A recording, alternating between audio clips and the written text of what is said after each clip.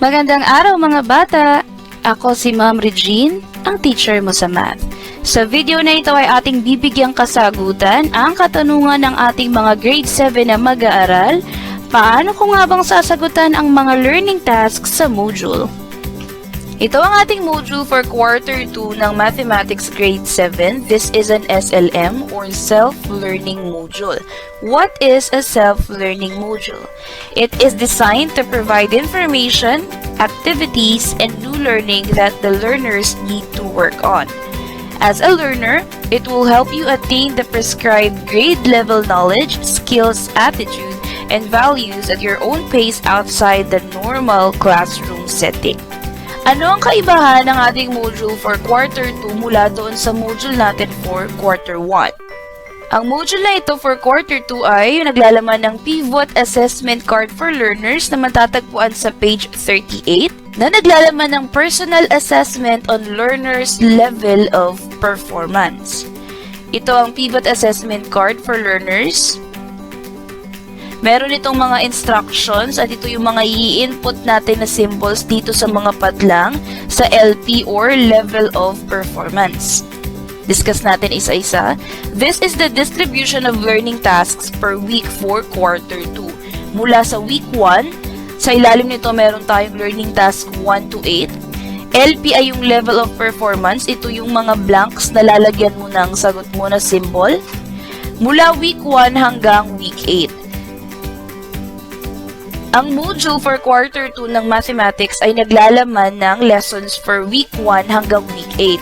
Pero unlike other subjects, meron lamang itong learning tasks hanggang learning task 3. Kaya naman hindi natin sasagutan yung learning tasks 4 to 8. Ang lalagyan lamang natin ng symbol for level of performance ay mula sa learning task 1 to 3 for week 1 to week 8. At sa Mathematics, magkasama iyong lesson for week 1 and 2 dahil mahaba iyong topic for measurement. Kaya iyong mga ilalagay mo rito na symbols ay ganun din ang ilalagay mo rito sa week 2. Iba-iba naman yung lessons natin for week 3 hanggang week 8.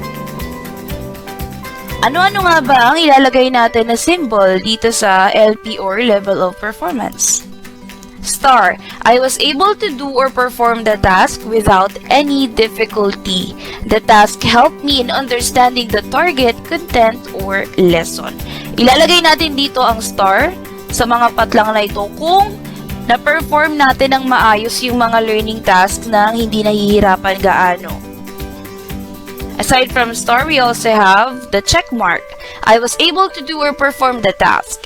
It was quite challenging but it still helped me in understanding the target, content, or lesson. Kung hindi star ang ating ilalagay, pwedeng check mark. It means na nagawa mo rin iyong performance task, itong mga learning task na nandito sa ating module. However, nahirapan kang sagutan ito. At kung hindi naman star symbol or check mark, pwedeng ang ilagay mo ay question mark. I was not able to do or perform the task. It was extremely difficult. I need additional enrichment activities to be able to do or perform this task. Kung hindi natin ilalagay ang star or check mark dito sa mga patlang sa level of performance, pwede naman na check mark ang ilagay natin. It means na hindi na-perform yung task kasi sobrang nahihirapan ng bata. Isa pang feature ng module natin for second quarter na wala sa quarter 1 ng Mathematics ay, ang quarter 2 ay merong answer key. Ito ay makikita natin sa page 39. Dahil ito ay self-learning module, it is expected that the learners will be learning from the module. Babasahin nila yung content, and then sasagutan nila yung mga performance task. After nilang magsagot ay sila din yung mag-a-assess sa sarili nila. Sila yung mag-check ng kanilang sagot, kaya merong sagot sa likod. At dahil may answer key ang module na ito for second quarter na Mathematics, ito ay nagtatanong ng how and why. So instead of just giving out the answers, you will be asked how. Paano mo nakuha yung sagot? How did you arrive with the answer? How? Show your solution. Why? Bakit ito ang sagot? Explain in 1 to 2 sentences. Kaya para sa mga videos natin kung paanong sasagutan ng learning tasks, ilalagay natin kung paanong sinasagutan ang how. We will be showing the solutions and why. Explaining the answer. those questions that do not require solution, ang gagawin natin ay i-explain natin ang sagot. This video is focusing on the Week 3 over 4A Cube MELC-based Grade 7 Mathematics Module for Quarter 2, Lesson 3. Meron na rin tayong ginawa na video tungkol rito. Ito yung ating available na video for discussion ng Algebraic Expressions. Ang Week 3 ng ating Module for Grade 7 Mathematics Quarter 2 ay tungkol sa Algebraic Expressions na hati ito sa tatlong learning tasks. Learning Task 1 ay makikita natin sa D part or discussion. Matatagpuan ito sa page 16. Learning Task 2 naman ay nasa E part or evaluation sa page 18. At ang Learning Task 3 naman ay nasa A part or assessment sa page 18 din. For Learning Task 2, ito naman ang ating makikita. Divided ito into two activities, Activity A and Activity B. Focus muna tayo sa Activity A, match the verbal phrase in column A with mathematical phrase in column B. Ang gagawin lang natin dito ay ipagmamatch lang natin sila. Ito yung mga verbal phrase sa column A at ito naman yung mga mathematical phrase natin with column B. So for example, ito sa number 1, the difference between a number and 5. Hahanapin mo dito sa column B yung mathematical phrase na tumutukoy sa kanya. Then ganun din yung gagawin natin from 2 to 5. Ito ang isang example kung paano tayong nagtatranslate ng verbal phrase to mathematical phrase. Translating verbal phrases to mathematical phrases. This time, we will be translating words into numbers and symbols. This is an example. Thrice the sum of 5 and a number. From this verbal phrase, i-analyze natin siya at bigyan natin siya ng number or symbol na katumbas. So here, thrice refers to 3. Sum refers to addition because sum is the result of the process of addition. 5, ito yung kanyang numerical value, and a number. Since ang nilagay lang ay a number, we can use any letter from the alphabet. Pwedeng A to Z, pero in this case, we will use M. So, meron na tayong thrice na 3, sum na plus sign, 5, and a number, ang ginamit natin ay M. Pwede na natin siyang i-translate into a mathematical phrase. Alam natin dito na kapag may nakalagay na sum, automatically tayo ay magpe-perform ng addition. So, lagay natin dyan yung plus sign. Next, ano nga ba yung ating mga i-add? Sum ng alin? So, yun ay sum ng 5 at a number. So, yun ay 5 plus m. This is the sum of 5 and a number. Tapos, may nakalagay na thrice, meaning, yung sum ng 5 and a number ay imumultiply natin sa 3. Lagay natin yung 3 sa harapan nila. However, hindi ito natatapos ng ganito lang because it will be read as the sum of 35 and a number. Mukha siyang 35, hindi siya mukhang thrice. Kaya, para ma-imply natin yung process the multiplication dito ay gumamit tayo ng parentheses. Pag nakita natin ang mathematical phrase na ito, it means na kailangan nating unahing i-perform yung operation dito sa loob ng parentheses bago tayo makapag-multiply. This is following the rules of Gendas. Gendas is an acronym.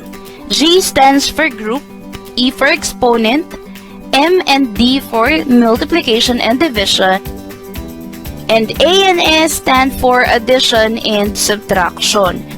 Gendas ay yung rule na nagsasabi sa atin kung anong operation ang ating dapat unahin. In this case, group muna. Ma-identify natin ang operation na kailangan siyang unahin, group together siya pag siya ay naka-enclose either parentheses, pwede rin na brackets or raise. In this case, itong 5 plus m ay naka-enclose sa parentheses. Ibig sabihin, group together siya. Kailangan muna nating i-perform itong operation na ito. So, kailangan muna natin silang i-add together bago tayo lumabas, bago tayo makapag-multiply. Yun ang ibig sabihin ng Gendas. After ng group, kapag na-perform mo na yung mga group together, kung meron ka nakikita na naka-exponents, ito yung susunod mo na ipe-perform. Pero in this case, wala naman tayong exponent. Punta tayo sa pangatlo, we have multiplication and division.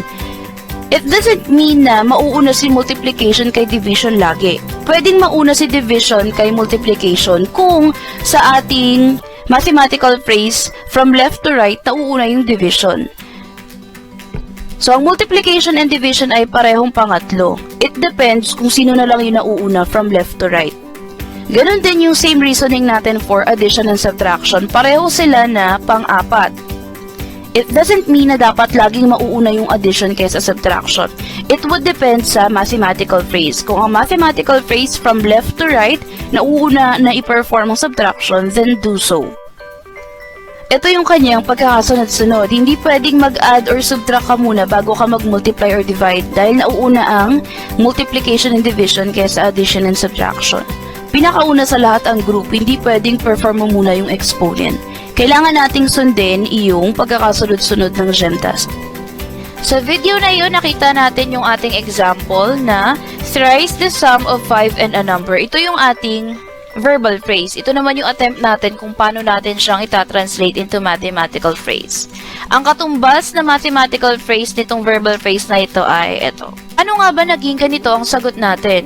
In this case, meron ng sagot, imamatch mo na lang siya. Kaya ang kailangan natin gawin for learning task 2 ay explain natin bakit naging ganun ang sagot. Ito yung isang example kung paano natin i-explain yung ating sagot dito sa learning task 2. Una, kailangan natin i-analyze yung verbal phrase at i-breakdown natin isa-isa. Thrice refers to 3, kaya may 3 siya. Sum, kaya plus sign because it is the result of addition and its symbol is plus. 5 is a constant number. Ito yung kanyang mathematical symbol. And a number pertains to any letter. In this case, ang ating ginamit ay M. Pero pwede naman kahit anong letter from the alphabet A to Z. Lastly, ito yung ating naging sagot.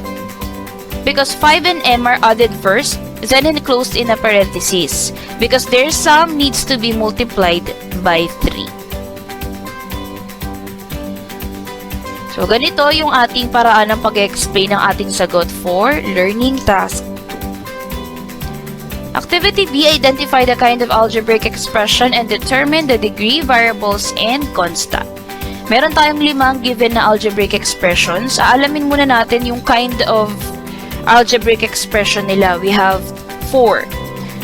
Kukunin natin yung variables, ililista dito. Ililista din yung degree, pati na rin ang constant. Bibigay ako ng isang example. Gawin natin yung number 1, 7x plus 4x cubed minus 17.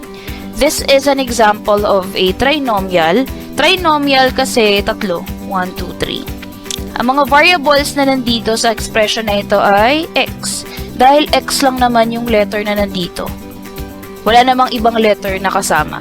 Variable ang hinihingi at hindi literal coefficient. Kasi kung literal coefficient, ang sagot ko dyan ay x tsaka x cubed. Pero in this case, ang hinihingi ay variable lang. So, x lang ang aking sagot. Degree. Ang degree ng expression na ito ay 3. Dahil ang highest exponent ay 3. Constant natin is negative 17. Tandaan natin mga bata na itong plus and minus signs, bukod sa kanilang function na pang-separate na mga terms, sila rin ay nag-i-indicate ng sign ng term after them. So, itong plus na ito ay nag-i-indicate na si 4x cubed ay positive at itong si minus sign ay nag-i-indicate na si 17 ay negative. 7x ay positive dahil wala namang sign before it. Ganun yung gagawin natin kung paano natin sasagutan ito. Ang activity B ng learning task 2 ay kailangan nating sumagot ng y. Explain mo yung sagot mo, bakit naging ganyan ang sagot. Isa-isahin natin. It is trinomial because it has 3 terms. The variable is x because it refers to an unknown value of any number. X lang naman yung nakikita nating letter dito. So, siya yung variable. Tulad ng nabanggit ko kanina, x yung variable pero yung literal coefficient ay x and x cubed. Because literal coefficient is the variable including its exponent. Pero ang tinatanong lang naman dito, ang hinahanap ay variable, hindi naman literal coefficient. Next, the degree is 3 because it is the highest exponent among the 3 terms. Mas malaki siya kaysa kay 7x na 1 lang ang exponent. And the constant is negative 17 because it is a number on its own. Say for example, tinanong kung ano ang numerical coefficients. The answer is 7 and 4. Dahil ang numerical coefficient, ito naman yung number part sa isang term. So, sa 7x, kung x yung literal coefficient, 7 naman yung numerical. Sa 4x cube naman, kung x cube ang ating literal coefficient, ang ating numerical ay 4.